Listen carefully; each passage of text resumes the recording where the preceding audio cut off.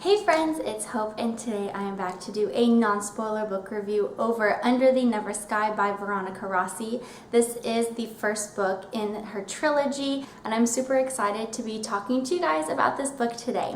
This book is a YA science fiction book. It kind of has some feels of like a post-apocalyptic, kind of dystopian type of feel. It is told in dual perspective, and the dual perspective is by Arya and Peregrine, also known as Perry. The book follows Arya as she has just been exiled from where she has grown up in the Reverie, and then we are also following Perry's point of view where he lives on like the outside and it's more of like the savage world. It was a lot easier for me to envision Perry's world than it was to envision Arya's, and the beginning of this book I found a little bit confusing with kind of the world building, and for some reason for the longest time I just kept picturing Perry and like all of his family and friends like on the outside world kind of looking like those blue characters from the movie Avatar. I don't know if you guys have seen it, but that's like what I was imagining. And then slowly throughout the book I started realizing that no, both Arya and Peregrine are humans, and after I got that figured out it was a lot easier to understand. Obviously these two people are kind of like enemies, and they've been forced to work together to achieve something that they can't do alone. And Arya and Perry's chemistry was just top notch. I can appreciate as a reader that there was no really forced romance and insta-love. I felt like their relationship was very relatable, was very convincing, and it took a natural and realistic amount of time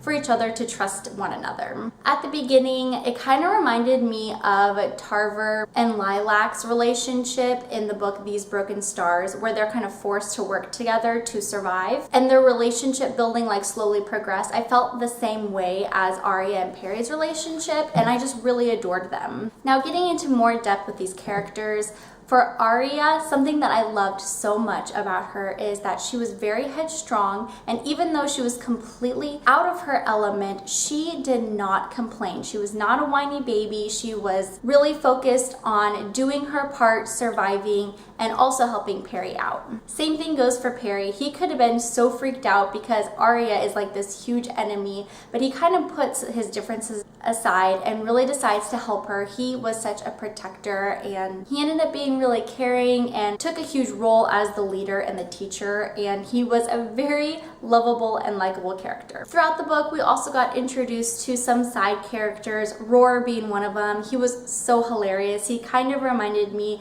of a Kenji type character from the Shatter Me trilogy that was there to provide some comic relief. And then we were introduced to a character named Cinder, who we find out a little bit more about him and his abilities, and I think that he's going to play a pretty major role in the next book, if not the third. All these characters have grown over the course of the first book, and I'm excited to see what happens to them in the rest of the trilogy. This book felt like the typical YA read. It was very innocent at times, and it was easy to read along. It just had those characteristics of a YA book that one can appreciate, and of course Veronica Rossi concluded the book in a way that made the reader want more. I ended up rating this book a 4 out of 5 stars. The reason being is because, like I said before, I found the beginning of the book a little bit confusing. I could not picture what in the world was going on in this world that they were living in and kind of like where they were at. But other than the confusing beginning, the pace was beautiful. It kept me reading chapter after chapter, and I definitely want to pick up the second book now that I finished the first. I would love to know what you guys thought of these characters and this book if you guys have read the book.